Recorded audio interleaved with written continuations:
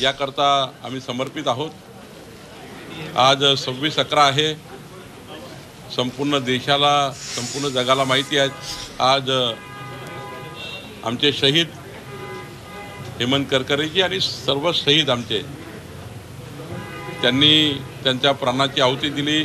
मुंबईला वाचवण्याकरता गौरवशाली कार्य केलं।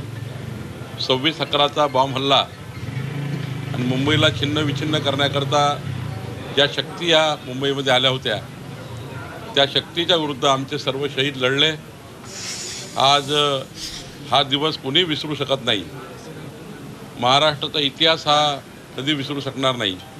आज आम्ही आमच्या शहीद बांधवांना सर्वांना श्रद्धांजली अर्पण केली आणि महाराष्ट्र वाचवण्याचं काम शहीदांनी केलं आणि आमच्या हेमंत करकरजी आणि आमच्या संपूर्ण शहीदांनी त्या ठिकाणी आमच्या प्राणाची आहुती दिली।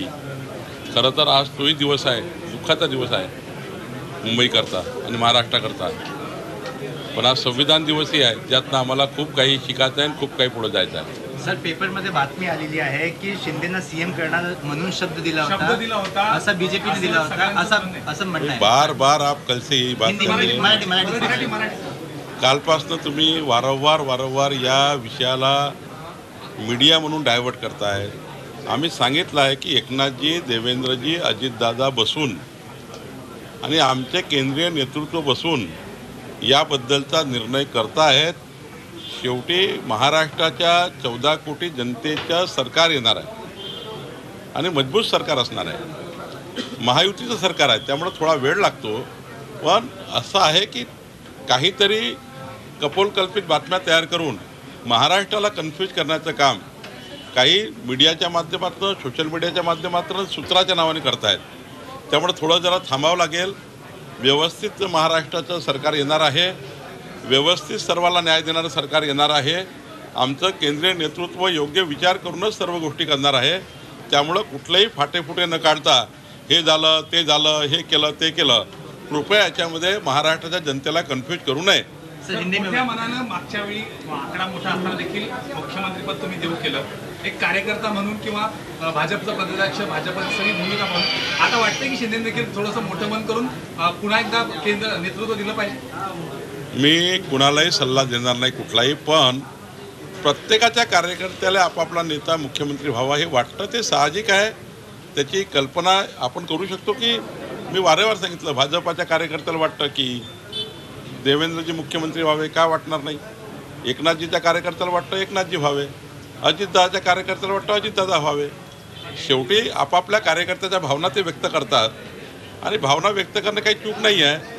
त्यामुळं मला कुणालाही आळा बसवायचा नाही आहे, पण महायुती ही मर्यादित पद्धतीने टिकवण्याकरता, चांगल्या पद्धतीने टिकवण्याकरता, उत्कृष्ट पद्धतीने टिकवण्याकरता असे कुठलेही विधान योग्य नाही जी महायुतीला डॅमेज करेल।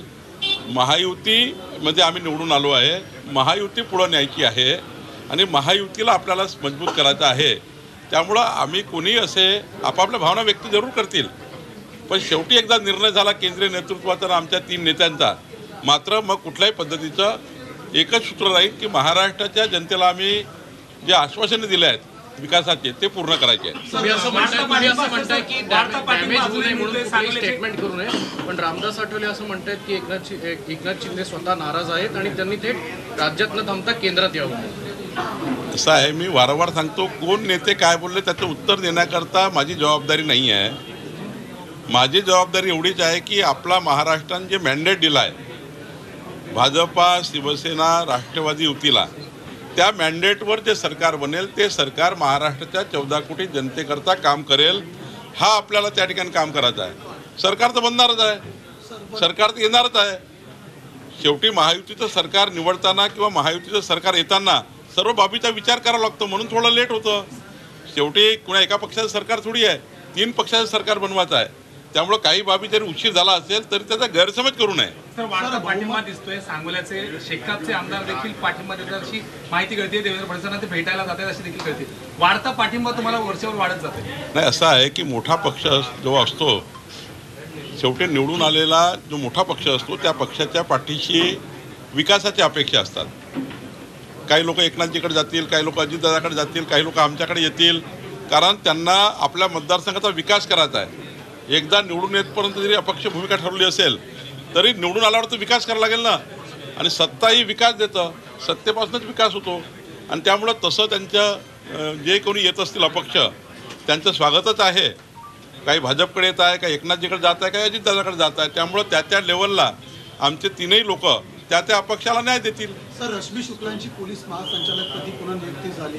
संजय राऊत बोलत आहेत की तुम्हाला कुठेतरी सैतानी बहुमत मिळालंय म्हणून बेकायदेशीर नियुक्त्या केल्या जात आहेत. ही नियुक्ती बेकायदेशीर वाटते का तुम्हाला? मी तुम्हाला सांगतो, संजय राऊत ज्या पद्धतीनं निवडणूक हरल्यापासून बोलत आहेत, संजय राऊत निवडणूक झाल्यापासून निकालापासून जे बोलत आहेत ते फक्त त्या ठिकाणी आव आणून बोलत आहेत. त्यांना काहीतरी बोलायचं असतं म्हणून 9 वाजता बोलतात आहे. त्यांना हे माहिती आहे की आता 5 वर्ष किती आटापिटा केला तरी काही होणार नाही. आणि त्यामुळं काही वेळ झालेल्या मानसिकतेमध्ये, काही विकृत मानसिकतेमध्ये किंवा काही हॉस्पिटलाइज मानसिकतेमध्ये किंवा काही त्या ठिकाणी आता आव आणून बोलतात आहे. त्यामुळं मला असं वाटतं तुम्हीसुद्धा फार सकाळी 9 वाजता जे जाता ना त्याचे मला दुःख वाटतं की तुम्ही महाराष्ट्राला त्या ठिकाणी काही ना काही सकाळपासनं कन्फ्यूज करण्याकरता महाराष्ट्रामध्ये काहीतरी खूप काही चालू आहे, खूप काही झालं आहे. असं आहे, कुठल्याही पोलीस महासंचालकाची किंवा कुठल्याही चीफ सेक्रेटरीची जेव्हा नियुक्ती होते तेव्हा सर्व नियमाचे आधार घेऊन कुठल्याही पद्धतीने त्या ठिकाणी चुकीचं होत नाही. शेवटी इतके महत्त्वाचे जे पदं असतात त्या पदावर नियुक्त्या होत असताना त्याला त्या ठिकाणी योग्य पद्धतीने होतात. कुठेही त्या ठिकाणी नियमाच्या बाद जाता येत नाही. मान्य होत नाही असं शरद पवार म्हणतायत की ईव्हीएमवर शंका येऊ नये म्हणून छोटी राज्य विरोधकांना देण्यात आली आणि मोठी राज्य बळकावली जाईल. शरद पवारजी सारख्या प्रगल्भ आणि अभ्यासू व्यक्तीने निवडणुकीचा पराभव झाल्यामुळं असं बोलणे हे मला न पटणार आहे. किमान शरद पवार साहेब हे महाविकास आघाडीचे नेते आहेत, त्यांनी तरी किमान अशा पद्धतीच्या विचार करणे, EVMवर अशी विचार करणे. मग सुप्रियाताई सुळे निवडून आल्या बारामतीमधून, सुनेत्राताई पवार हरल्या, तेव्हा तुम्ही का नाही बोलले पवारसाहेब? पवारसाहेब आपण 2 महिन्यापूर्वी 4 महिन्यापूर्वीच विसरून गेलात. सुनेत्रा पवार हरल्यात तर त्या EVM मशीनमुळं आमच्या वहिनी हरल्या, सुप्रियाताई सुळे निवडून आल्यात, तेव्हा जर बोलले असतं बरं झालं असतं. सर, हिंदी में की भाजप आता केंद्रातील भाजपची जी पक्ष सृष्टी आहे एक मास्टर स्ट्रोक देऊन वेगळे मुख्यमंत्री राज्याला देतील का? ये आपको कैसा मालूम है? तो मराठी ये बातें करने से आप कन्फ्यूज मत करिए. आपला कन्फ्यूज तो मराठी मराठीमध्ये सांगतो, तुम्ही कन्फ्यूज करू नका. आपापल्या मताने सूत्राच्या बातम्या लिहू नका. जी वस्तुस्थिती आहे ती वस्तुस्थिती आहे. युतीच्या राजकारणामध्ये थोडा वेळ लागतो.